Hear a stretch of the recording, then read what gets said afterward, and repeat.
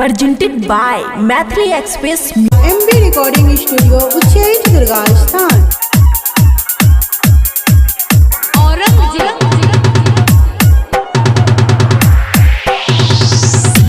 गोरी गे तोहर शादी होई छौगे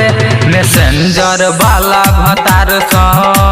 जान गे तोहर शादी होई छौगे फेसबुक वाला भतार सा आबै छी जब घरे लागै छ फोन करे कियन मैसेज करै छै कियन मैसेज करै छै गोरी गे तोहर शादी होई छौगे मैसेंजर वाला भतार सा जान गे तोहर शादी होई छौगे फेसबुक वाला भतार सा आबै छी जब घरे लागै छ फोन करे कियन मैसेज करै छै कियन मैसेज करै छै गोरी गे तोहर शादी होई छौगे मैसेंजर वाला भतार सा जान गे तोहर शादी होई छौगे फेसबुक वाला भतार सा वाला भतार सा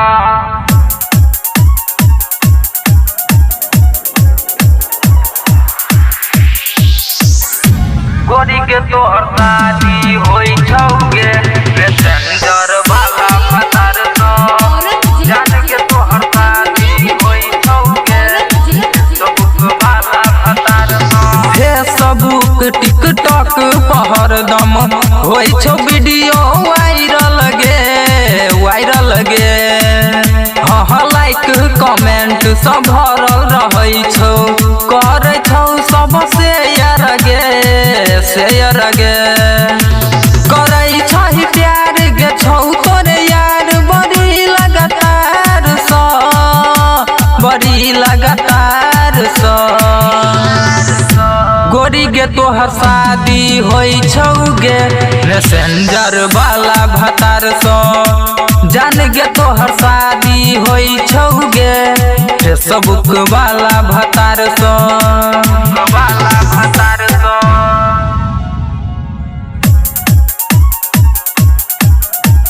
mixed by Mithilesh Baba।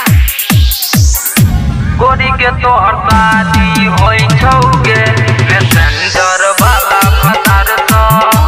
जान गे तोहर शादी होई छौगे फेसबुक वाला भतार सा दीपक आतिश संजय ओम कर छलौ भेट गे हाँ प्यारे चंदन सोची मार छलौ कमेंट गे सपनों में रोजे तू आबै छही जान गे तू लगातार सा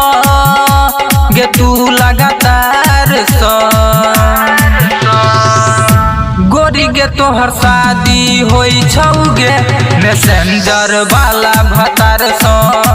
जान गे तोहर शादी होई छौगे फेसबुक वाला भतार सा।